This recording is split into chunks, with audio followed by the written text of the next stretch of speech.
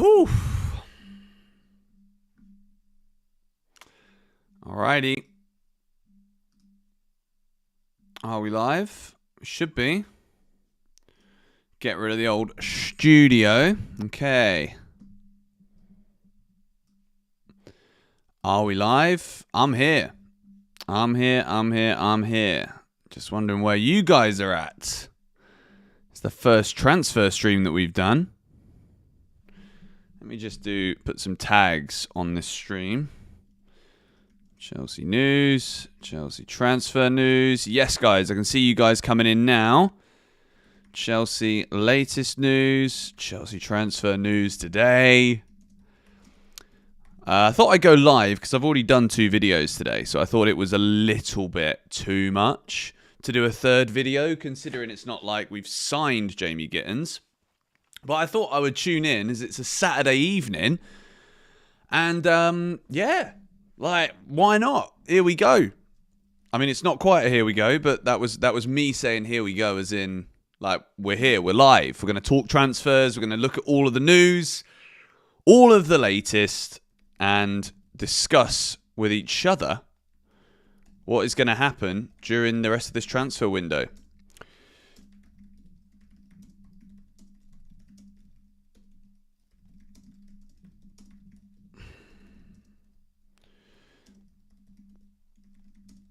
Just doing some tags quickly. I will nearly be done.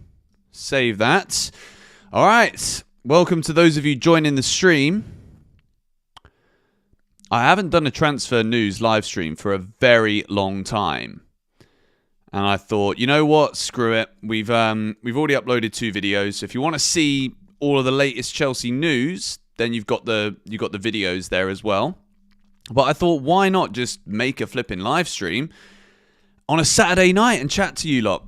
Let me know whereabouts in the world you're watching from right now. Let me know in the comments, and we can go through all of the latest, because I literally just left the house this morning and I posted the last news video. So the second news video went out, and then I saw that we'd actually submitted the bid or the proposal to Dortmund for Jamie Gittens. So I was like, oh, okay, well, we missed that one. We also missed the Kepa news by about 10 minutes. So I basically screwed up that second video.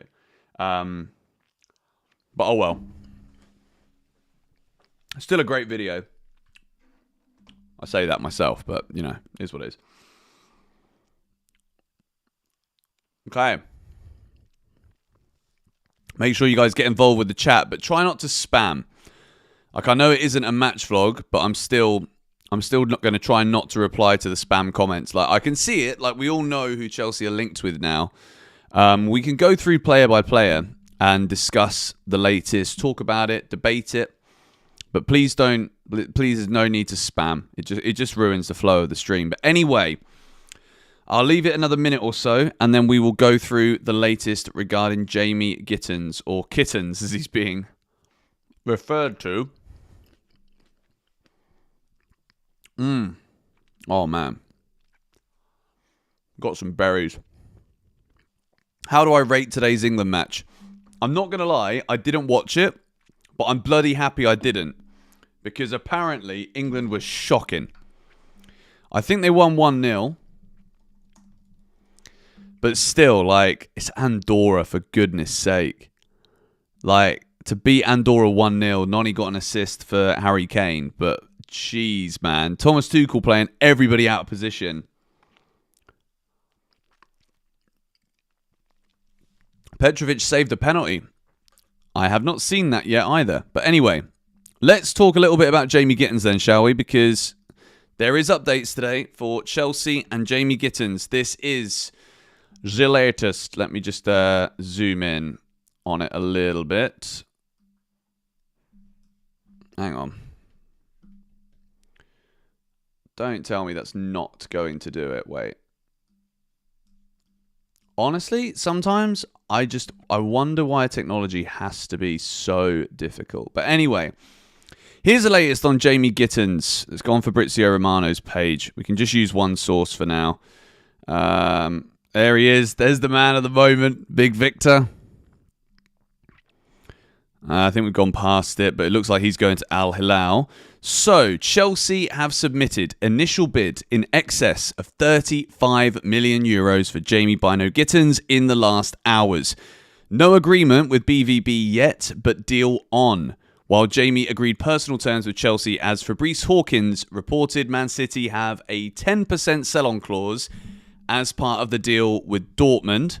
And he then goes on up here to say more on Jamie Gittens. Chelsea are set to include add-ons as part of the negotiations with Borussia Dortmund. After €35 million proposal rejected, Chelsea will return with an improved bid. Bino Gittens wants the move. €35 million is just under £30 million, I believe. So I think this is... For me, I don't think Chelsea should be paying over 35 million for him. It's the add-ons that are a little bit of a concern for me, because if it's 35 million plus add-ons rejected, then how much money are we flipping talking for this transfer? What a weirdo, man. Absolute weirdo. Get blocked.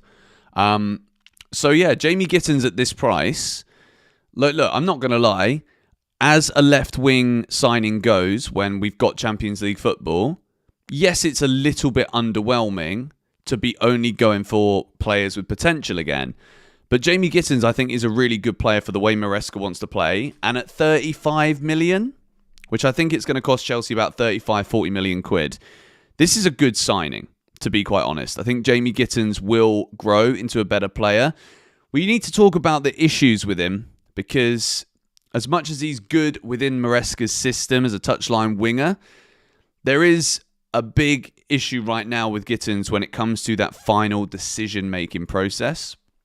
He quite often gets into the right places, and then he gets like this decision fatigue where he makes what to everybody else is the clear, obvious wrong decision. Fun fact also, he used to play for a team when he was a kid that I used to play against. Caversham Trents he used to play for. And we used to play against Caversham Trents in the league that I used to play in. So yeah, this is looking like a likely transfer. Thank you, Aman, for the £2 donation. Mr. Herder of Buffalo, when you bring in Black Ops 2 videos. Probably never, mate, to be honest. So yeah, this is Jamie Gittens to Chelsea. I think it's always been very likely that Chelsea will sign Gittens. But I will say that it's very difficult to believe any of these big name player rumours anymore, because look, Chelsea could easily right now be going full hog for your Rodrigos, your Nico Williamses. You know, we're hearing that Chelsea are waiting for opportunities, we're interested, blah, blah, blah. So why don't we go for these players? And I think when I look at the signings, that Liam Delap coming in is a good one. Now we're hearing today, and this is what I talked about in the latest Chelsea news video, is that we're stalling on the move for Hugo Ekitike, which also doesn't surprise me because they're asking for so much money. But to be fair, I think Ekitike is the kind of profile of player that Chelsea will want and will look at. But Liam Delap is more of an outright true number 9. So if you sign Ekitike, what does that then mean for Nicholas Jackson? You got the Club World Cup here, where I think seeing how Jackson and Delap work together, maybe even on the pitch at the same time, that's not a bad shout. So right now, this deal is relatively close, I guess, because Gittens has agreed a 7-year contract with Chelsea, which, to be fair, with all of these deals, right, for the majority of deals anyway, we're always talking about the club-to-club agreements being the most difficult, because there is a ridiculous premium right now on transfer fees being paid by clubs that are playing in the Club World Cup, because there is an urgency to get things done quickly. What am I eating?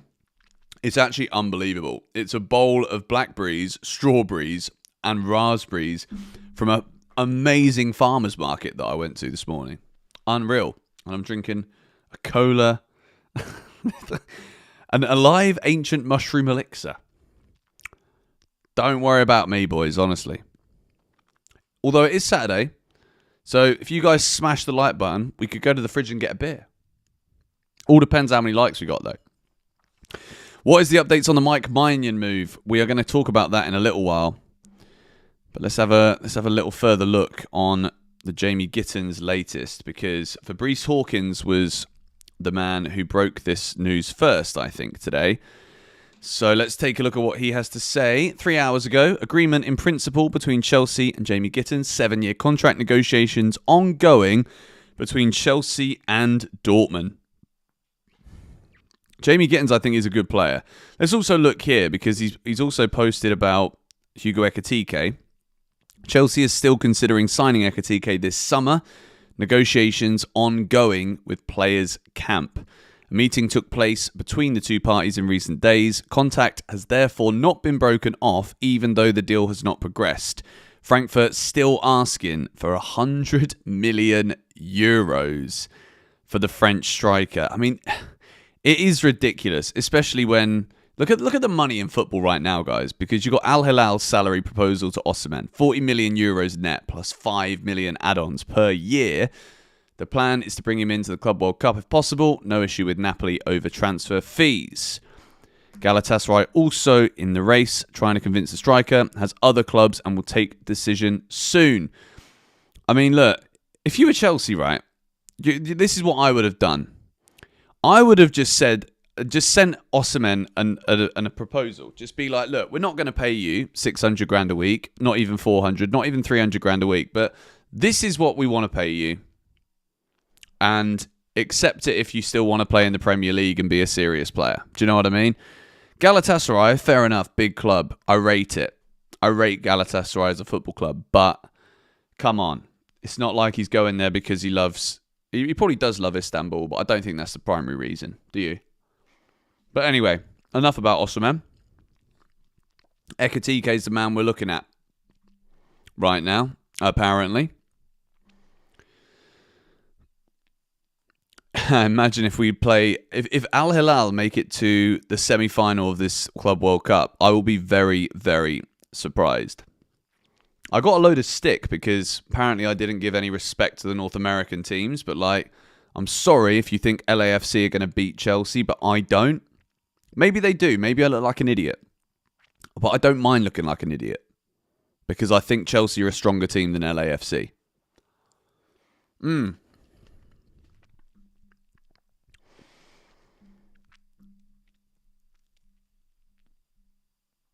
But yeah, it looks to me as though Jamie Gittens to Chelsea could well be done this weekend. It's just about Chelsea coming to an agreement with Borussia Dortmund on the fee.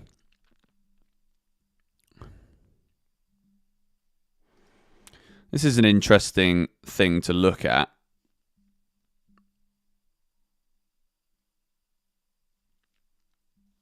I don't really understand that chart. Creators versus dribblers.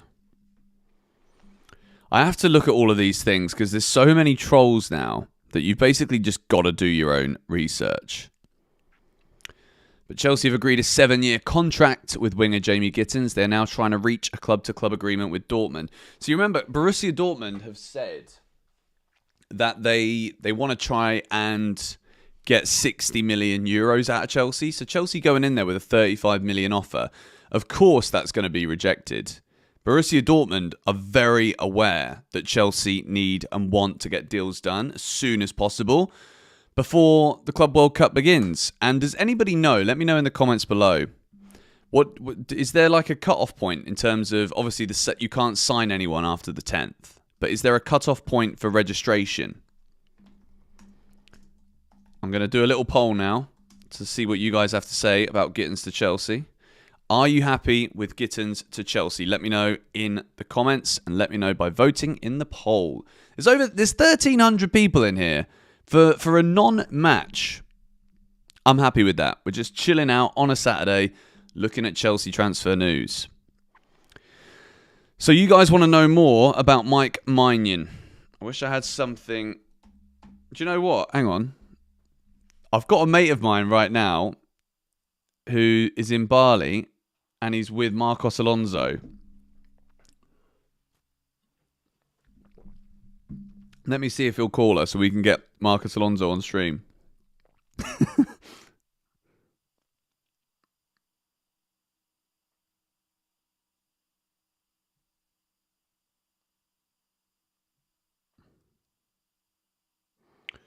Don't tell me you guys are still out.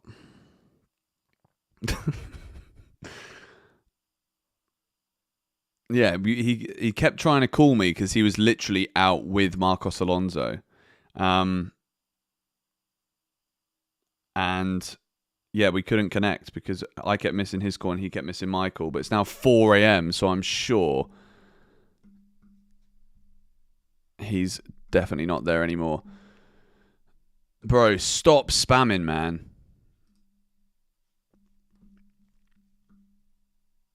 They can still sign players after the 16th, and reports stated the Lap could play for both the under-21s and the Club World Cup. Okay, so there isn't any registration rules about if they're not registered before the start of the tournament, then they can't play. That's good. That's good news for Chelsea. I mean, there's some people saying that Chelsea have reached an agreement.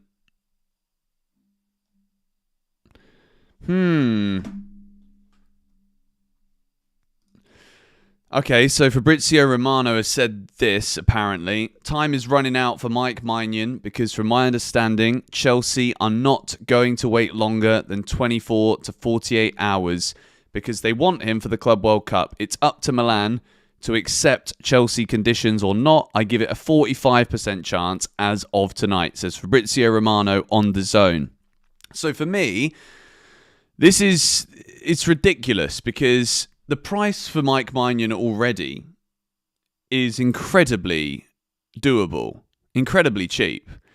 And why are Chelsea just skimping out on this deal? Because he is so clearly an upgrade on our goalkeepers. And I know that Petrovic saved a penalty tonight, so I think a lot of people will be saying, oh, don't worry, we got Petrovic. And yes, he didn't do very well regarding the flipping game against Spain the other day. But the truth of the matter is, right, Mike Maignan at 29 years old is absolutely the kind of experience and leader that Chelsea need in the squad. So this is a transfer we should be looking at. And the price isn't bad. Like, it's just not a bad price. So for Chelsea to be interested in Mike Maignan is exactly where we should be.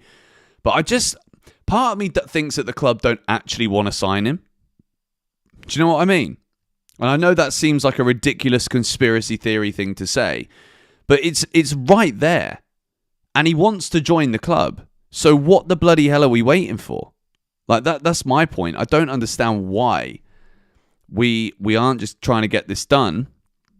Chelsea have reportedly, again, these aren't sources that we're 100% convinced with, but Chelsea have reportedly reached a total agreement with Mike Maignan and his agents over personal terms. For a world-class keeper, he's not exactly going to be on massive wages. He's past it, people say in the chat. Look, people are saying this about Mike Maignan, yeah?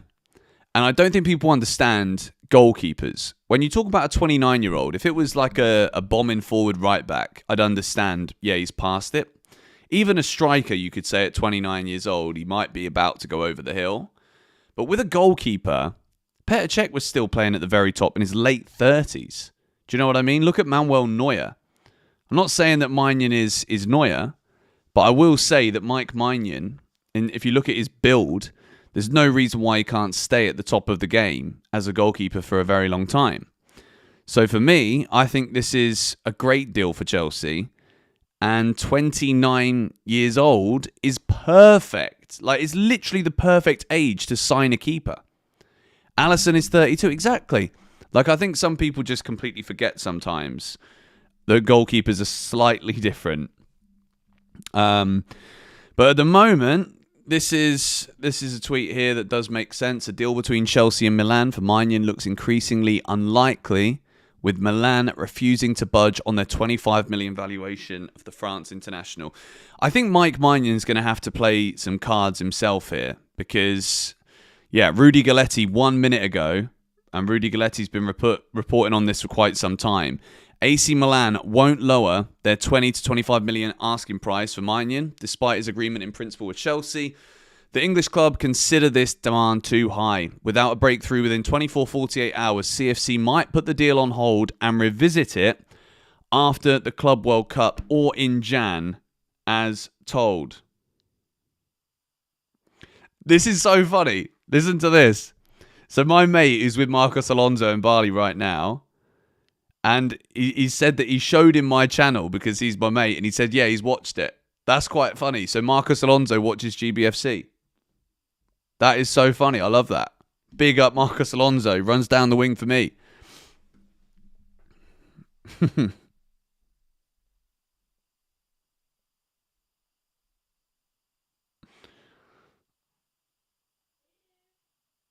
Hello.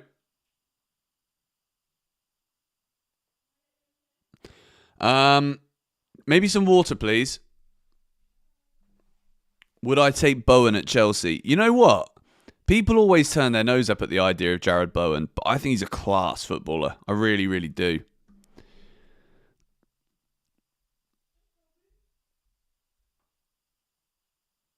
Gittens is so class. Yeah, I'm excited about him, but again, it's not really the top signing that I'd want. Thank you very much. Yeah. Yes, please. 4. Yes, if we have any. Yes, please.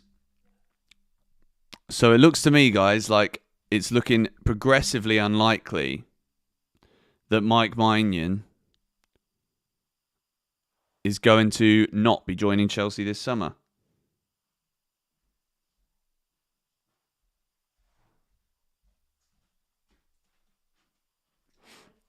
Sean said he showed Alonso my channel. He said he'd already watched it. Well, that's cool. Yeah. I got those for you. You can take those ones back. They're basically small ones left. Thank you. Okay, so there's hummus and there's some salsa. Guys, we've got the most American snacks going right now. We've got the old tortilla crisp. I'm going to put so much weight on this trip. I think I've already put on 1 kilo in a week. But guess what? I don't really care. So, let me just quickly have one of these quick. Unreal.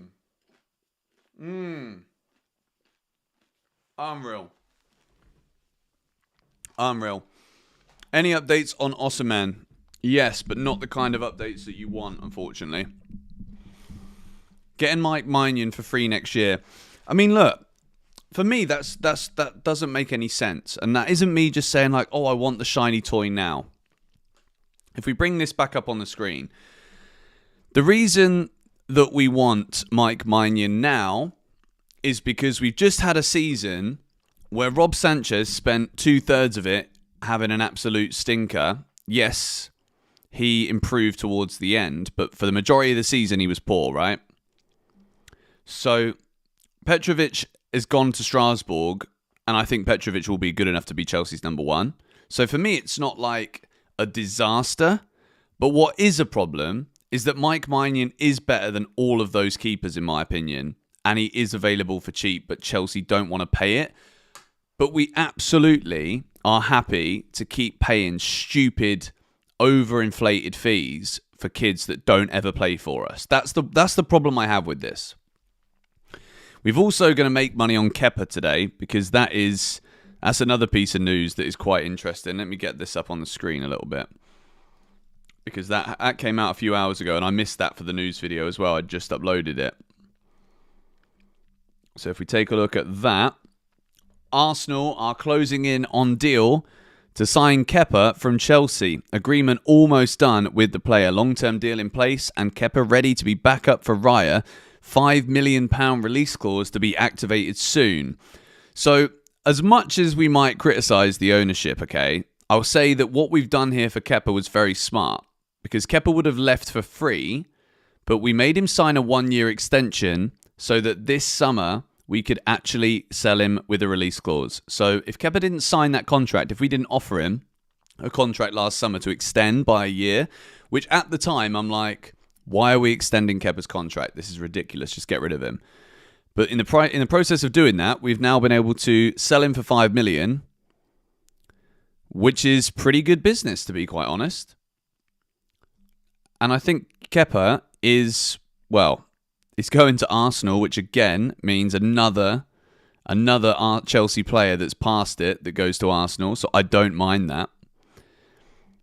And that's the deal. Thank you to Tamac Man for $10. Have a beer on me, George. California has some of the best beer in the US. Bro, I totally agree with you. I had one yesterday when I was filming my second channel video. What's it called? Scrimshaw, I think the brand was. Really, really nice. Really nice. Appreciate that, mate. East Coast beer. East Coast, Beast Coast. Wow. We've got some US battles going on now in the chat. How much do I want to pay for Ekatike? I mean, that'd be great, wouldn't it? If you could ask a YouTuber, what do you guys want to pay for your targets? Fiverr, mate.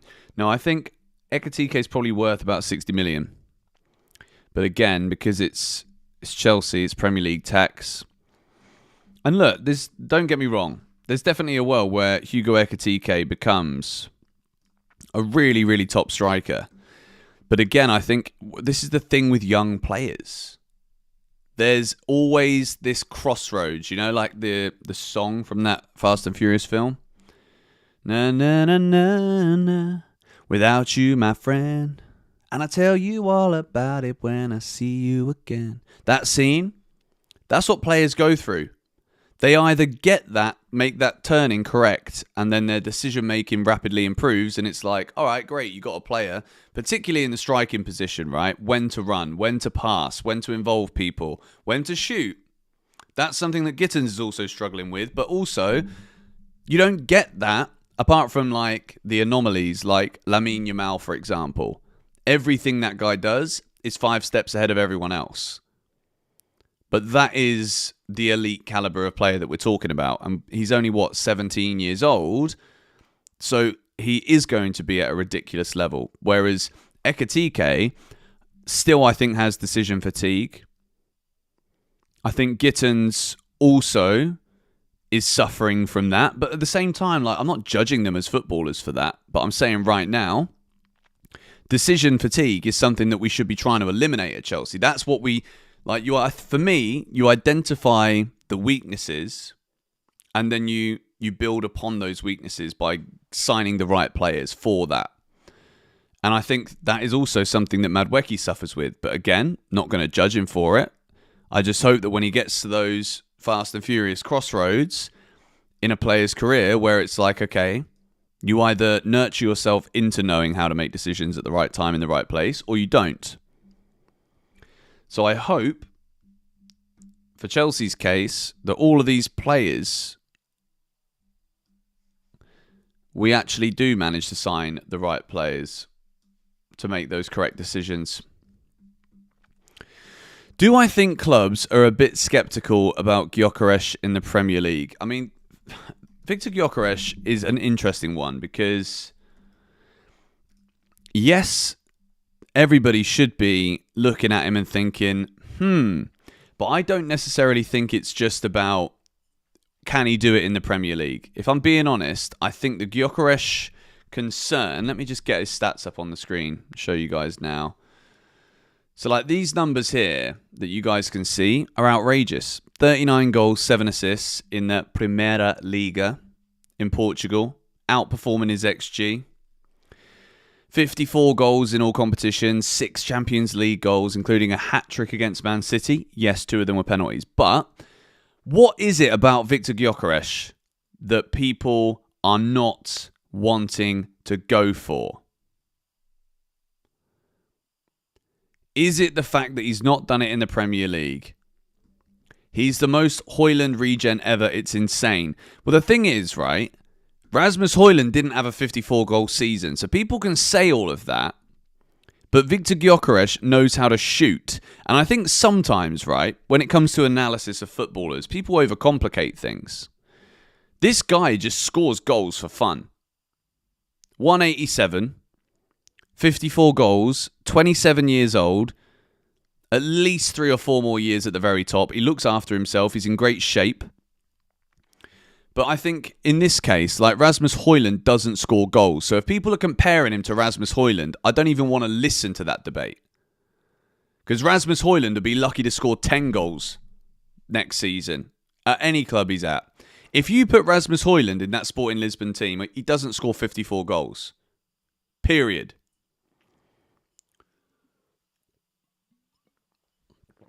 If Chelsea sign Rodrigo and Kudus, Fabrizio tweet. Let me have a look. Let me see what we're dealing with there.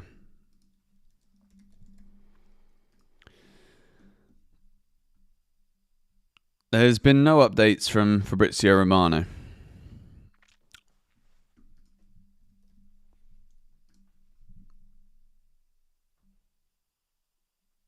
Okay, so this is the latest regarding Gittens. This is Pice's tweet. He's quoting Fabrizio Romano. He must be live right now or something on DAZN. I think it's a matter of time, matter of when now for Jamie Gittens. Chelsea are working on the add-ons with Dortmund. So it looks to me as though Chelsea's €35 million bid could be enough in terms of the upfront. And then it's about what the add-ons are going to be. I just hope Chelsea don't get whipped with those add-ons, to be fair, because, you know, Dortmund are aware how Chelsea want the player for the Club World Cup too. But what to do about flipping Mike Maignan? For me, it's simple. Just flip him, pay it. So 77% of you are happy with Jamie Gittens. 23% are saying no. For me, the biggest thing I'm concerned about is the inconsistency with his age. Like, I think you ask, if you don't sign any experience in this window, I think you're asking for the same kind of form that we saw last season from Christmas. Like, I think this Chelsea squad will get better when they play together, absolutely. There's no doubt in my mind about that. Look at this from Simon Phillips. I absolutely agree with this. This England team lacks a good number 9. And then he's got Liam Delap in the Chelsea number 9 shirt. Love that from Simon. Absolutely love it. So this is also interesting. 86 Longo has been talking a lot about the Mike Maignan to Chelsea saga. And he says here, Enzo Maresca no longer trusts Robert Sanchez.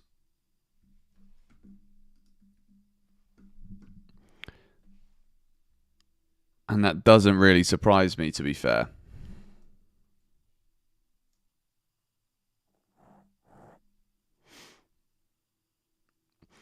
Am I going to the LAFC game in Atlanta? Yes, I am. I shall be there. See you there, mate. I'm just scrolling down to see if there is any more news.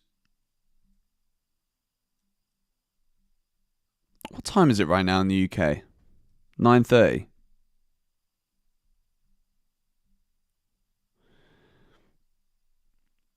What happened to Mudryk? I see you spamming that comment. Mudryk, nothing, mate. Nothing's going to happen with him. I think Chelsea just don't want it to flip in. They just don't want any of this news to get out. But do you know what? I don't actually care if I'm wrong with this, because I'm sure there is something very, very fishy with this. Incredibly weird. Like for Mudryk, and again, I think people forget about the person. Do you know what I mean? Like, okay, even if Mudryk is guilty, I think the fact that there's so many questions about it every day, like if he's guilty, let the world know that he's guilty and then let him deal with it. Do you know what I mean? How can a player get over something like this, whether it's a mistake or an unfortunate event or whatever? Like, how can he like psychologically get through it when people are asking questions all the time? Like, if Mudryk wanted to go to Waitrose, right, and buy himself some flipping eggs and vegetables, I guarantee you, every single time he's out in public, any person who knows his face is going to be like, what's going on? What are we going to do? What are you going to do? You're going to play for Chelsea again? Like, it's ridiculous. And there's a court case soon, apparently. Yeah, but that's speculation as well, isn't it? Like, there's nothing there's nothing concrete here to say this is what's happening, this is the date that's happening. So yeah, I don't know. Any updates on Kudus? Let me have a look. Don't think so.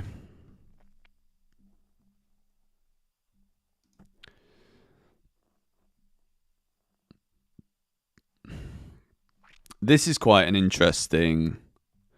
I don't know how accurate this is, but let me get this up on the screen. So this is for under 23 attacking dribblers, right? If you look right up in the top corner, if you follow my cursor, Mohamed Kudus is up there with Lamine Yamal. I mean, I think this is all a joke, to be fair. But I'm sure, apart from all of his little things that he's putting on it, I'm sure that most of it is in the right place. Dreadful analysis from me. But this is just a chilled live stream, so we can get away with it today. I think he's not guilty, but don't know if he'll come back to Chelsea. This is the problem. The problem is he's probably not knowingly guilty. But we also have to remember, right, there is, and again, you've got to be careful what you say, but like at this point, I don't really care. There is also a big feud/war going on right now. And the rumours were, and again, these are just rumours, that the substance that was found, that was banned, you can only get in Russia. That's what I heard anyway. Sanchez and 35 million to West Ham for Kudus. I'm telling you now, right? If Chelsea signed Mohamed Kudus for 35 million and Robert Sanchez, that is the deal of the century from Chelsea Football Club. I tell you, that would be absolutely ridiculous if that was to be the case. Never heard of a B sample taking so long. Well, that's the thing. Nobody's heard of a B sample taking this long before. We don't actually know why it's taking so long. Because this is a joke.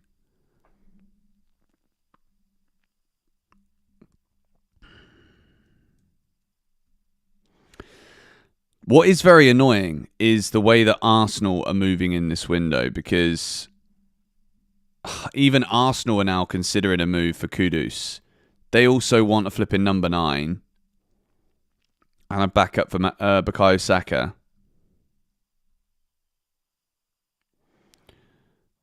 Kudus just is the man, though, isn't he? Like, he's just a very good player. Very good player. All right, so 77% of you are happy with Jamie Gittens to Chelsea. Can we get Kudus and Gittens? Definitely possible. It's definitely possible, because if Gittens comes in for like £35 million on a 7-year contract, that's very good business for Chelsea for a player that could still absolutely explode onto the scene. Mohamed Kudus can play anywhere across the front line, which is very interesting for Chelsea, because we also like players that are versatile. Maresca likes players that can do different roles. And I think he does something a bit different, Kudus. I think his work rate is fantastic. No to Kudus, he did nothing last season. I mean, look, all footballers, guys, can have bad seasons. I think we're all so reactionary these days, and I am as well. You know, if Chelsea go on a 3-game losing streak, I feel like the world's going to end. Why? Because quite often with Chelsea, the world does end, and it all falls apart. But what about Rodrigo? I mean, look, Rodrigo is available. We're not seeing anything concrete other than Chelsea are aware of an opportunity. And if you actually break down those words, like, there's also an opportunity to put in a bid for Lamine Yamal, but they're not going to do it. Same way that they're not putting in a bid for Rodrigo. So as much as we can get excited about the idea of it, unfortunately at the moment, it is just very much an idea. But yeah, I think Jamie Gittens is a good player. He's a good player, but I don't think he should be signed as the answer. You know, and when I say the answer, the question is, who do we buy to challenge for the title? That's my question. The answer then isn't Jamie Gittens, mate. Do you know what I mean? Let me just go down here and eat a strawberry. Oh, man.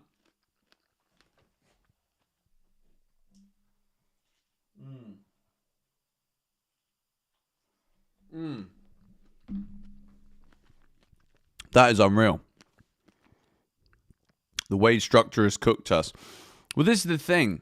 In principle, the idea is great because PSR is a problem and it affects everybody. It's just how you deal with it. So Chelsea have selected their method of dealing with it. But in the process of doing that, we have made ourselves out of the race to sign top players.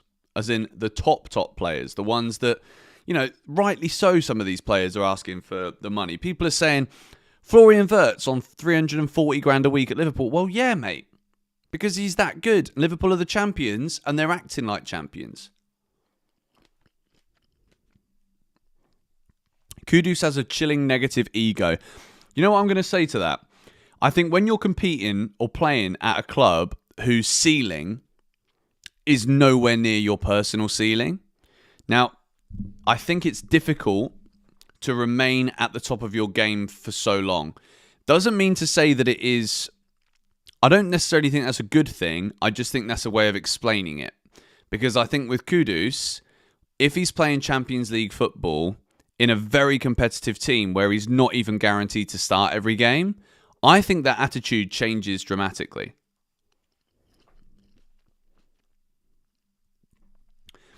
And as a dribbler, Kudus works hard, man. I don't think it's fair to say that all Kudus can do is dribble. Kudus works very hard. Constantly press him.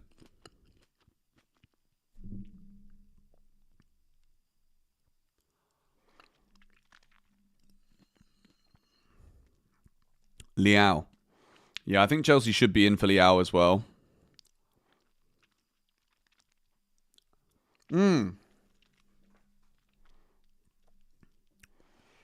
8 Nori to City. 8 Nori is a great player. I don't know if you're saying that as in like it's not a good thing. Let's actually do some player comparisons here. And let's have a look at Kudus compared to Gittens, because Kudus could feasibly play in any position, though, in the front line for Chelsea. I wouldn't say as a striker. But let's see.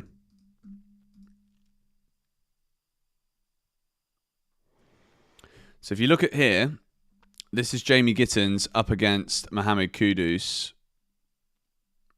And then let's also add Jadon Sancho in there just so that we can actually just see. Because Jadon Sancho was playing the majority of last season on Chelsea's left wing.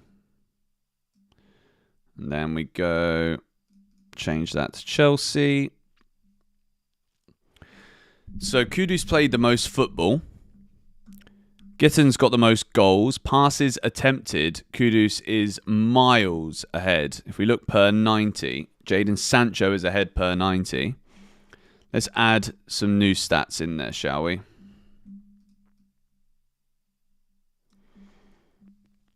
What do we want to look at? Shot accuracy. Let's have a look at that. That's quite an important one. Goals.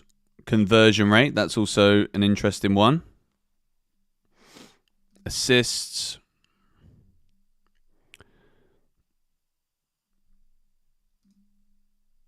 Ground duel success percentage, that's a good one. Take on success, that's important for a winger. Take ons completed, we'll just have that number in there too. Discipline, I'm not too worried about that right now. Touches in opposition box. So this is more of an in-depth breakdown. Shots attempted. That's also a good one. Let's have a look at that before we have a serious look. Shooting.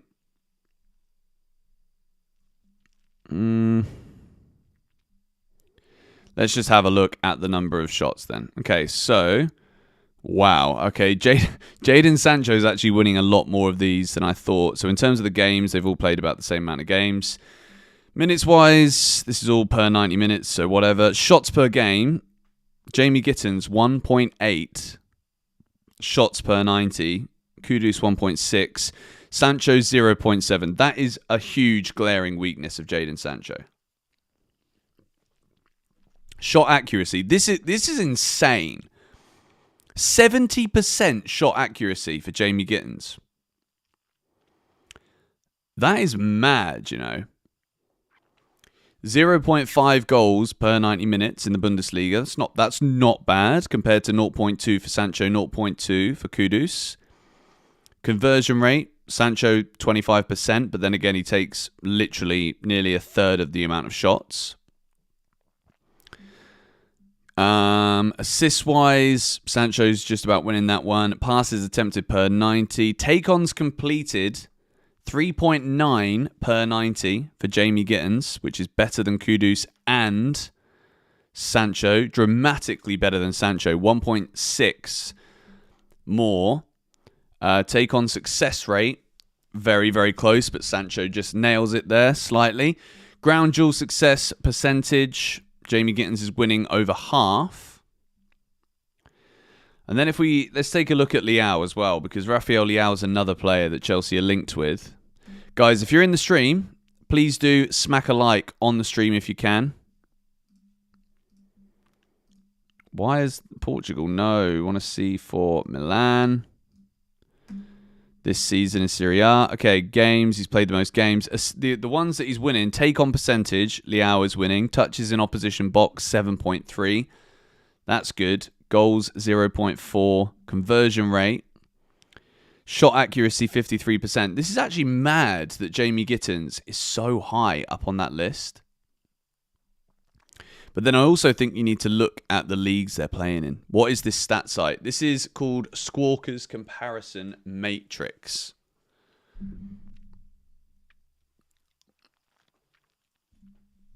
That's not last season. My bad, you're right. That's true. That's the wrong season. Thank you for informing me. Take-on percentage last season, 50%. Take on still, Jamie Gittens is winning that. And I think that's why Chelsea are going for him, you know, because Maresca wants the wingers to be out isolating the fullbacks and then beating them. And clearly, Gittens does this better than all of the other targets. So, very interesting. Then, if we look at Rodrigo, I mean, we should get rid of Sancho now, I think. Rodrigo Silva de Goes. Okay, let's get Rodrigo in there. And also Nico Williams. Why is he not there? What? How is Nico Williams not there? They've got Nico Williams from Forest, but not Nico.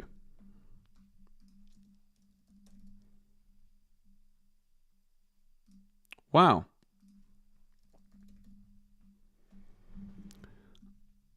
Interesting.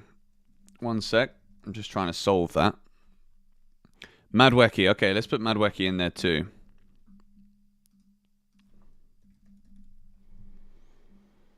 So let's put Noni in alongside Rodrigo.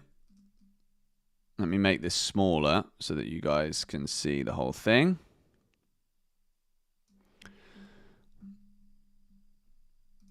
Real Madrid. Let me make sure it's... Okay. That's the right one. And Mudryk in the Premier League. Okay, so... when it comes to shots, Noni is winning. With 2.6 shots per 90 minutes. Shot accuracy, Jamie Gittens is still winning that one. As he is for goals and the conversion rate. And look at this, guys. Conversion rate for Jamie Gittens is double Noni Mudryk. Assists-wise, they're the same. Rafael Leao's winning for assists. Well done to Tammy Abraham for converting chances. Rodrigo, passes attempted. And this is what I mean, guys. When people talk about, oh, Rodrigo's numbers aren't very good, it's because Rodrigo is working off of scraps at Real Madrid because he's not the guy expected to finish it. So Rodrigo's one of the guys in the build-up phase that's expected to do more. Ground duel success percentage, Rodrigo is winning that one. Touches in the opposition box, Mudryk is levels ahead of everybody else in terms of the numbers. Not that the numbers tell the whole story, but look, these are 5 really solid players here. You've got Mudryk is on the far right, by the way. Rodrigo is on this column. Leao, Gittens, Kudus. You've also got different leagues here, which absolutely does play into account. But you also got to remember, guys, Chelsea aren't going to go out there and just buy Premier League players because Premier League teams don't want to sell to Chelsea. And if they do, they're going to have to pay a premium for it. Add Neto. Okay, who should we take out? Because Kudus is struggling here. But I think on all accounts, he had a bad season. But I don't think that means he's a bad player. And he's also not, in my opinion, an out-and-out winger. So, Pedro Neto. Pedro Lomba Neto. I didn't know that was his middle name. Okay, here is Neto now coming in.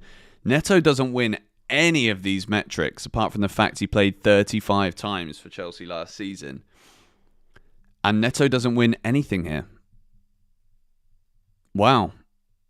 That's mad. And even if you scroll down to the bottom, nope.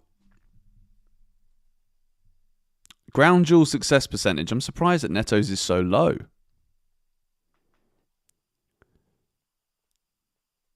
But again, I think Chelsea have... We've bought so many players. But I think where would Neto go? I don't think Neto is poor. I know a lot of people say, what does he do? Like, Neto isn't very good. I'm like, isn't he? Do you know what I mean? Shall I add in Cucurella? That is a really interesting one, actually. Let me add Marc Cucurella to this list and see if he's actually got similar metrics to wingers. I don't expect Cucurella to actually win anything here. I'm just adding him in now. I'll put it back on this. Oh my goodness, this is crazy. Wow. Okay, so Marc Cucurella is now here on the far right. You guys can see it below my head. So he played more games. Conversion rate, 26.32. Marc Cucurella is such a good player. Passes attempted nearly 50 per 90 minutes, which is fantastic. Ground duel success percentage obviously is really high as well. That is mental. Absolutely mental. And let me add goals in. I don't know how I still don't have goals. Yeah, goals. 0.2. Look at this. Look at this. 0.2 goals per 90.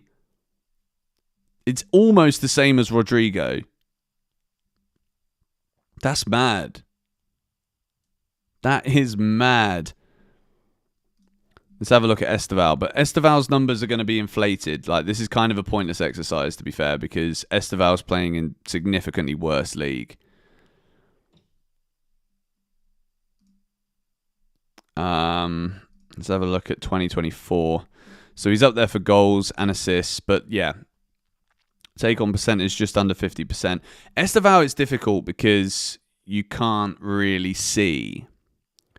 Because it's such a different league and different caliber. But like, let's have a look at, for example, if we get rid of Mudryk, Cucurella and Esteval, let's compare it to Vinny Jr. I'm seeing people say that because, I mean, Vinny Jr. is at the pinnacle of his game. So comparing the players that Chelsea are being linked with to undoubted flipping world-class players. What's Vinicius Jr.'s full name? Because according to this, there's a lot of different names here, and I don't... Vinicius Moreira de Lima? I don't think that's him. Is it him? Let me know in the chat. What is the full official name of Vinicius Jr.? Vinicius Jose Paixão de Oliveira Jr. Wow. That name's not even here.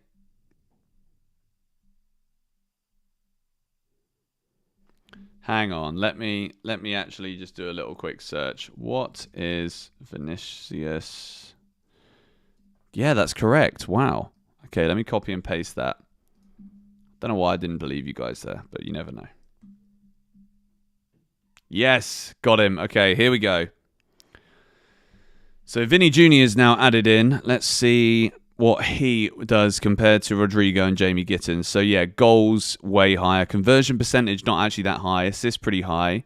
These aren't actually that crazy numbers. Touches in opposition box 9.1, but he's playing for Real Madrid. Let's add Lamine Yamal in there as well, just for reference. Had drink water. Am I happy with the amount of signings we've done? What about Kendry Paez? Yeah, if you look at... this is outrageous, guys. For a 17-year-old? Like, absolutely unbelievable. He's winning for shots per 90, assists, take-ons completed, take-on success percentage. Absolutely mad. 5.1 take-ons completed per 90. That is insane. That is absolute insanity. For a 17-year-old? Like, ridiculous. Let's add Cole Palmer into the mix, shall we? This is fun. I like doing this. Guys, should we do more live streams, like the late night streams like this one? Should I do this more often? There's nearly 2,000 of you in here watching right now, which is mega. So shout out to all of you. And then if we do Premier League... So Cole Palmer wins for goals and ground duel success. Cole Palmer's actually very, very good, isn't he? Actually winning the ball, considering his size. Do more. Yeah, all right, cool, we will. Make sure you guys smack the likes. Let's see if we can get 1,000 likes on a transfer stream. That would be absolutely phenomenal. And we can always do stuff like this. Like, we could go through midfielders. We can go through the lot, mate. We can go through the lot. I want to try and keep it position by position because otherwise it gets distorted. But yeah, like Gittens here, these are the numbers that really do impress me. Shot accuracy, 70%. Like that, as much as we might not think Gittens is ready to lead the line for Chelsea, you cannot turn your nose up at those numbers. Let's also look at Alejandro Garnacho too, because Chelsea are linked with him. But I mean... Garnacho's a difficult one because I don't know how I can get excited about him. Like Garnacho this season, let's take a look per 90 minutes. Touches in the opposition box are high. That's it. But like, look at this. Conversion rate, 10%. That's just not good enough. That is not good enough.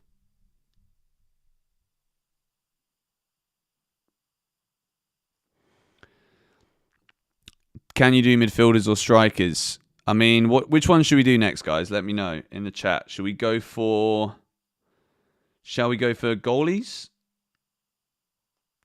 Because Mike Maignan had a bad season, so I think we're going to get surprised. Okay. Let's go and have a look at the goalkeepers.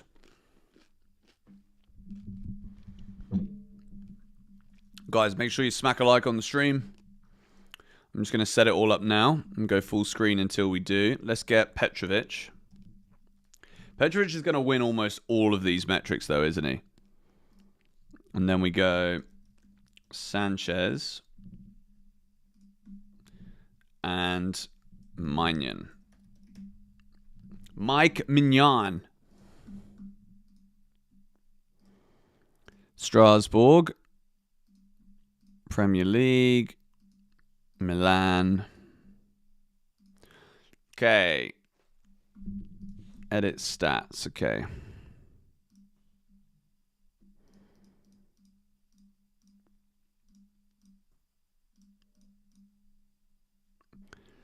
Let's have a look. Saves made. Save percentage. Passing accuracy. Long passes. Long pass accuracy. What metrics? XG prevented. I don't know if we can do that one. I hope we can.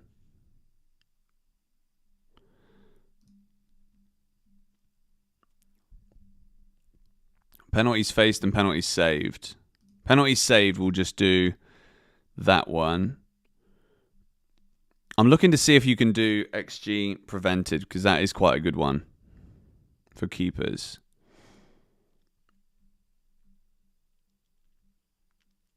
Sideways passes.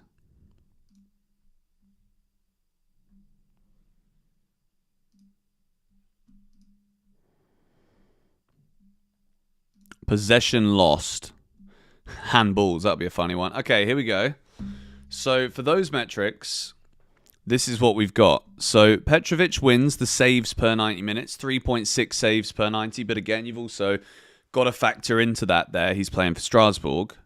Save percentage, Petrovic is the highest with 74.5. Sanchez is actually second there. Jorgensen, there's no point adding Jorgensen because he didn't play enough league games. I don't want to say Conference League because that's just going to inflate the stats massively. Penalty save 0.1. I think they all made a penalty save. Passing accuracy. This is the important thing, okay? Rob Sanchez, 65% pass accuracy. That is nearly half of his passes that don't find their men. Let's have a look at Kepa as well. Okay, I like Kepa in there too. Just because. Okay, Kepa is down the bottom. Possession lost. Mike, look at this. This is insane numbers, guys. Passing accuracy. And this, remember, this is supposedly Mike Maignan worst season. Worst season at Milan. And his passing accuracy is 20% higher than Robert Sanchez. Long pass accuracy. Guys, this is insane. Double Robert Sanchez, give or take a couple of percent. 50% long pass accuracy compared to 27 for Sanchez. Possession lost, 5.9 times per 90 compared to 11.9 for Sanchez. Literally half the amount of times he gives the ball away. And think about the amount of goals that Chelsea concede. I'll add Kobel in here because I see you guys in the comments saying that.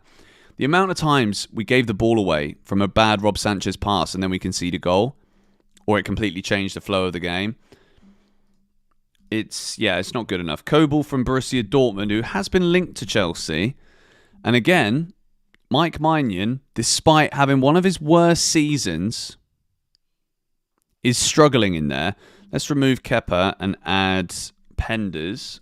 Although, again, we're not talking about the same quality of league. But I see you guys in the chat. We can't. We can only do... No, it doesn't work. Bugger. Okay. But yeah, it looks to me like Chelsea are interested in the right goalie. But are we actually going to do anything? Would I want Diogo Costa over Maignan? Well, let's have a look, shall we? Let's see what Diogo Costa's record would be. What is his full name? What is Diogo Costa full name? Diogo Morelos da Costa. There he is. All right. We don't have the Portuguese league, so we have only got the Europa League. That's annoying. Even still, Diogo Costa not really blowing anybody away there. Mike Maignan's the guy. We absolutely can see that Mike Maignan is the guy. Okay. Let me go and have a look and see if there is any more news. I can't believe we're doing a live stream without it being a watch along for a game, and we've got nearly 2,000 people watching. So shout out to all of you for being here on the stream. Make sure you do smack a like on it. It helps the algorithm, helps the channel grow, which, by the way, we've been growing massively on this channel recently. I'm just having a look now to see if there's anything new regarding the news via a strawberry. Look at the size of that. That is what I like to call a humdinger. Oh, man.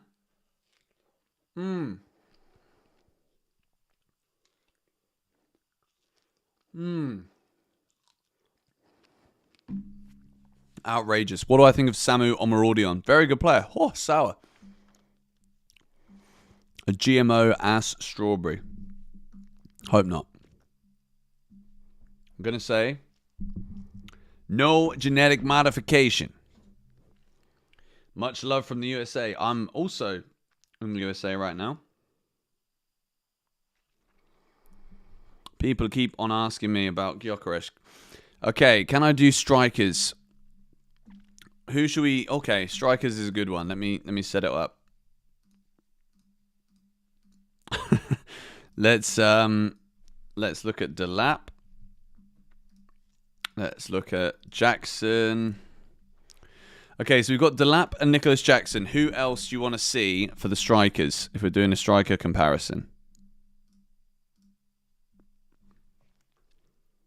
Let me know. Osimhen, I think, is... Nah, I think... But Osimhen, there's no point because he's not been playing in a overly competitive league. I'll put Benjamin Sesko in there. Ekitike. That makes sense. Ekitike. Always forget how to... No, I'll keep spelling it wrong. Ekitike. There he is.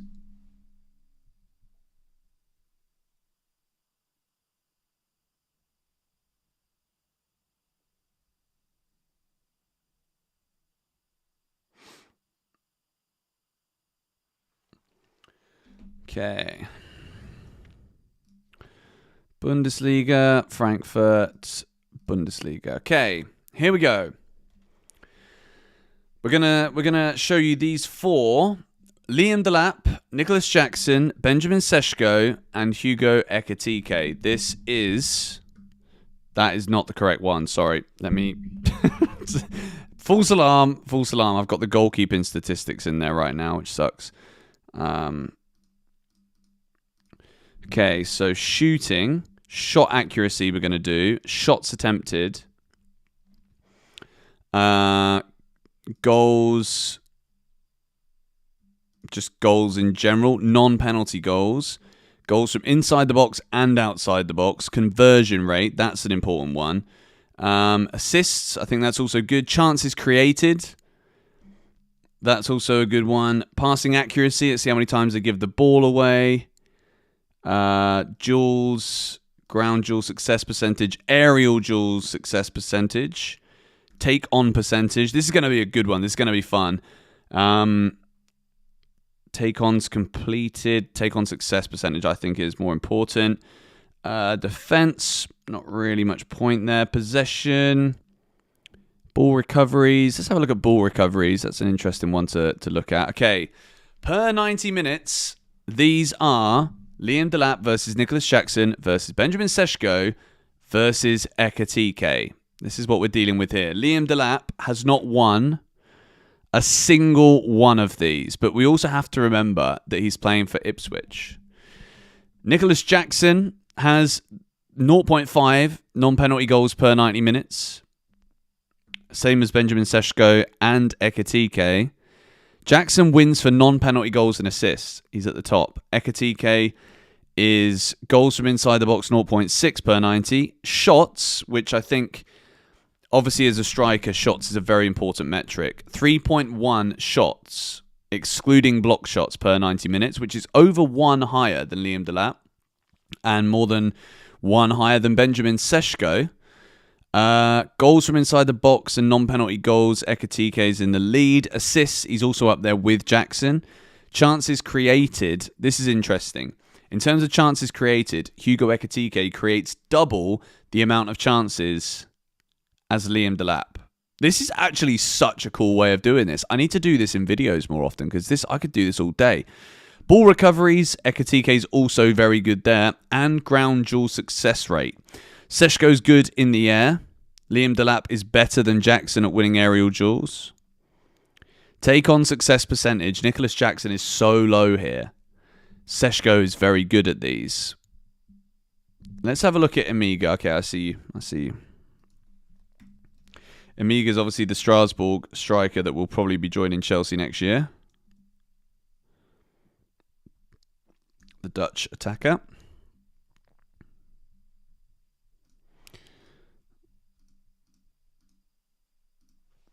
Okay. Oh, wow. Okay. This is very interesting. Emmanuel Amiga's shot accuracy percentage, 66%, which is significantly higher than Nicholas Jackson and also Liam Delap. He is winning for... This is mad. Conversion rate percentage, 26.42% in comparison to the 17.24% of Ekitike. But then if you're going to talk about that, you've also then got to look at the amount of shots he takes. Ekitike is making an average of one more shot per 90 minute than Amiga, which is why this conversion rate is different. Liga and tax as well. Absolutely. Spot on, Seven Murphy. Passing accuracy, he very rarely gives the ball away, Amiga. Take on percentage, this isn't good. 25%, and that is, we're talking about Liga and defenses there. So if Amiga is only winning 1 in 4 of his take on attempts, then he's absolutely not ready for the Premier League. That is very simple for me to see. 36.3% ground duel success rate, which is slightly higher than Liam Delap, but less than Jackson. Hugo is great, but he's underperformed his XG a lot. Yes, this is the thing. As much as I didn't really like XG as a metric, I do like comparing the amount of goals scored to a player's XG. Amiga is not it. Yeah, I think again, we'll see after this season. There's players that can always explode. This is also very interesting. If you compare Jadon Sancho to Jamie Gittens, if you look at this, Jamie Gittens is basically ahead of Sancho in absolutely every metric. But again, until you see it in the flesh, you don't know. You don't know. These strawberries are just outrageous.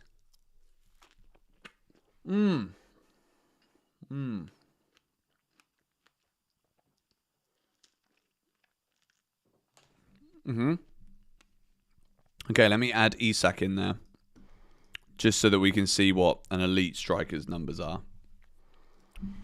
I mean, I think Alexander Isak is an unbelievable striker. And if we take a look here, this proves it. Conversion rate, 30%. That is, look at this, guys. Nearly double Hugo Ekitike conversion-wise. Shots per 90, 2.5, which is higher than Delap, Seshko, and almost as high as Nicholas Jackson. Passing accuracy, and Isak is quite often involved a bit deeper in the pitch as well. 77% pass accuracy, which is good. Take-on percentage is higher than Jackson and Ekitike. Aerial duel success percentage, 32. Ground duel success, not as good as Ekitike. Ball recovery is not as high either. I mean, there's only so much that you can do with stats. It's fun to go through it, but I also do think you can't deny the eye test sometimes. The eye test does tell a lot in football. Add Drogba. I don't know if you can actually have players that are not playing right now. Can we do defenders? I mean, if we do everything now, then there's nothing else to do on the next stream, you know? I'm just taking a look to see if there's any new news.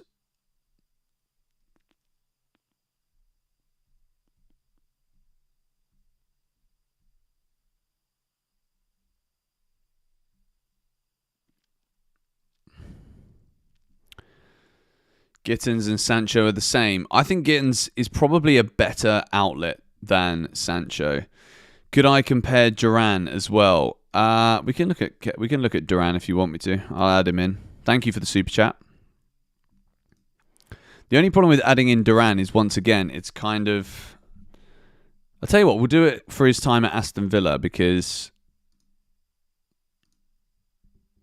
Wow, okay, this is interesting. This is very interesting. So if you add John Duran, and this is per 90, so obviously it's not over the course of the season, but in terms of the amount of time he spends on the pitch, he's winning in a lot of metrics. Ground duel success percentage is nearly 40%, which is very high. Conversion rate is the best from John Duran, 26.92%. Goals from outside the box he also brings to the table. Non-penalty goals. John Duran is a great player. Shots per 90, 3.8. Man, this guy just wants to score all the time. What a player.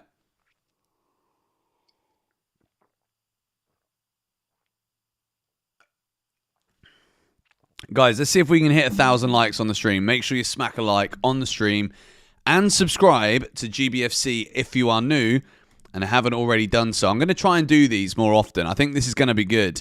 I think we got 2 videos a day, and then we'll do like an hour live stream in the evenings because, yeah, this is excellent. Considering it's a weekend, surely you guys have got better things to do with your time, but instead you're choosing to tune into me, so I appreciate it massively. Big time. But yeah, I don't think we're going to do any more player comparisons now. I think we'll save it for another stream. We can do defenders and midfielders then. I'm just looking to see if there is anything else regarding news and the Chelsea on this Saturday night. Probably not now. We might hear some stuff tomorrow.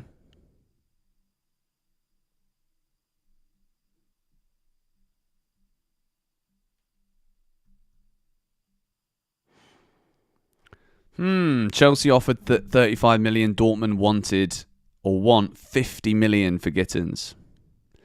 Mad. Okay, guys, I think I'm going to wrap the stream up. I just wanted to do an hour. I'm not going to go crazy today. So if you could, please do drop a like on the stream. If we can leave it with 1,000 likes, that would be absolutely incredible.